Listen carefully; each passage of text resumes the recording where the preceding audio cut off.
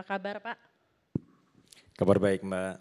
Ya, senang bisa bertemu kembali dengan Pak Bambang. Kita ingat sebulan lalu saya sempat berdiskusi dengan Pak Bambang komitmen dari DPR untuk mendukung hilirisasi dan industrialisasi di Indonesia.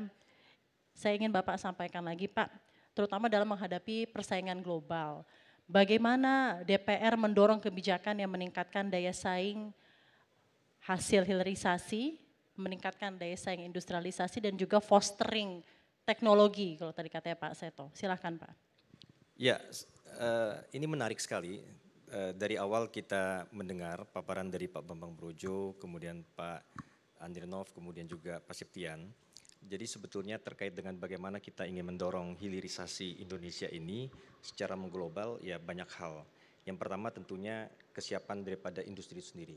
Saya pikir tadi salah satu kata kunci yang saya sepakat dengan Pak Septian adalah bagaimana di dalam hilirisasi itu jangan berpikir sektoral mineral saja. Karena barang ini memang kita harus keroyokan, dia harus ekosistem. Contoh misal, tadi saya juga bisik-bisik dengan Pak Andrianov terkait dengan misalkan hilirisasi timah. Ini ada di RUT PT Timah ini. Hilirisasi timah kita hanya akan berhenti kepada barang intermediate saja. Jika kita hanya berpikir tentang kita ingin melakukan hilirisasi timah. Karena produknya bagi perusahaan-perusahaan pertambangan mereka hanya kepada barang intermediate. Misalkan kepada PT Timah dia hanya akan berhenti paling ujung itu hilirnya paling tin plate, tin solder atau mungkin tin chemical. Udah selesai. Sementara nextnya apa?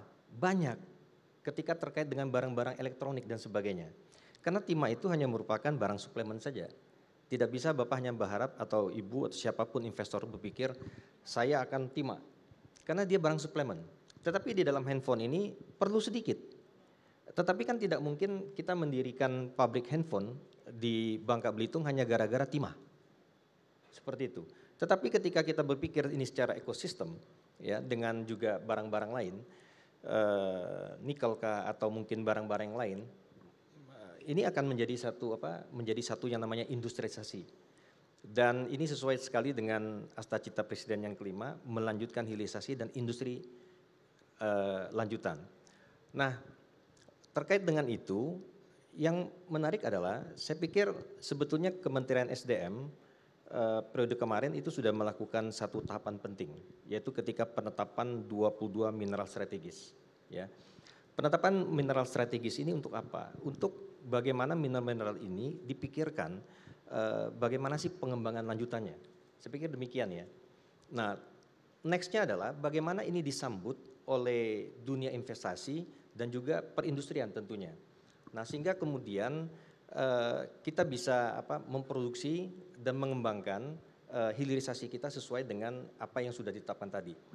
Kita punya cadangan yang luar biasa. Kita berkali-kali lah, apa sih barang yang paling utama dari mineral dari Indonesia pada saat ini? Kita ada nikel terbesar ya, kemudian tembaga salah satu yang terbesar, kemudian timah eksportir nomor 1 ya, kemudian apa lagi? Ada beberapa. Nah, ini merupakan sesuatu yang luar biasa dan saya pikir upaya yang gradual pada saat ini akan mengarah kita kepada hal yang lebih baik dan akan mendorong kepada yang namanya pertumbuhan ekonomi. Bapak dan Ibu sekalian, bahwa pertumbuhan ekonomi 8% ini memang tidak akan bisa dicapai jika memang hanya seperti ini saja. Banyak lanjutan-lanjutan, terobosan-terobosan yang harus kita lakukan. Ketika kami berbicara dengan Kementerian Investasi, Komisi 12 mendapat penjelasan bahwa diperlukan 13.500 triliun investasi di dalam 5 tahun ke depan. How-nya saya nggak tahu, tapi proyeksinya sudah ada. Proyeksinya sudah ada. Bahwa menurut proyeksi Kementerian Investasi, pertumbuhan ekonomi Indonesia 8% itu akan tercapai pada tahun 2027. Di mana dengan tingkat pertumbuhan investasi kurang lebih tahun 2025 sekitar 1.900, kemudian 2026 sekitar 2.200, lalu tahun 2027 2.800 triliun ya investasi, maka pada saat itu akan tercapai pertumbuhan ekonomi 8,4%. Lalu kemudian di tahun 2028 sekitar 3.000 sekian, dan ini grafiknya naik terus, tapi grafiknya akan menurun sedikit. Nah, peak kita di tahun 2027. Nah, jadi saya pikir kita perlu bekerja keras semua stakeholder di dalam bagaimana menuju arah sana. Pertumbuhan ekonomi kita, ini sebelah saya ekonom semua kan. Eh, ya Pak Menteri, jangan salah ngomong kita kan gitu.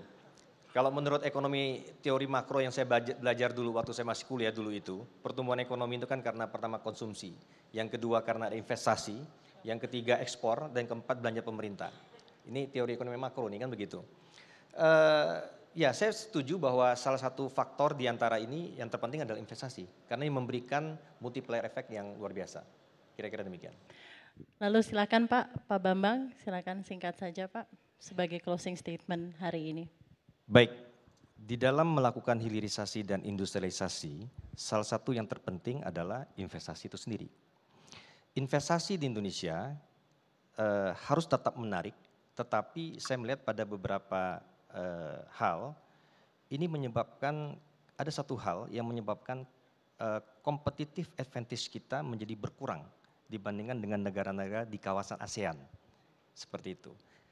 Dalam pengamatan saya yang saya lakukan, saya melihat bahwa ada kebijakan pemerintah yang justru membuat competitive advantage itu menjadi berkurang, yaitu misalkan adanya kebijakan fiskal pengenaan PPN kepada barang-barang intermediate, yang menyebabkan barang-barang yang kita miliki raw materialnya ketika diproses setelah menjadi barang tahap pertama, ya, apakah itu timah menjadi ingot, apakah itu kemudian nikel menjadi ferronikel atau NPI dan sebagainya, atau mungkin barang-barang lainnya, ketika dia akan diproses lanjutan kepada industri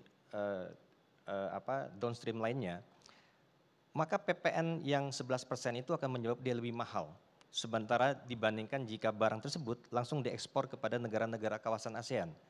Karena 98% produk-produk yang ada di ASEAN ini mostly itu sudah nggak ada biaya masuk lagi. Jadi traffic perdagangan di antara negara di kawasan ASEAN terhadap produk-produknya itu sudah hampir tidak ada. Sehingga barang ini menyebabkan lebih baik orang melakukan investasi itu dilakukan di negara-negara ASEAN. Mungkin salah satunya saat ini adalah Vietnam. Lalu kemudian dibangunlah di sana, lalu kirim lagi ke Indonesia sebagai pasar. Dan akan ada selisih PPN tersebut. Nah, saya pikir kita perlu berbesar hati untuk kembali melakukan evaluasi terhadap beberapa kebijakan-kebijakan daripada pemerintah yang malah justru sebetulnya menghambat dan mengurangi competitive advantage kita di dalam bagaimana memancing investasi untuk mendukung adanya hilirisasi dan industrialisasi.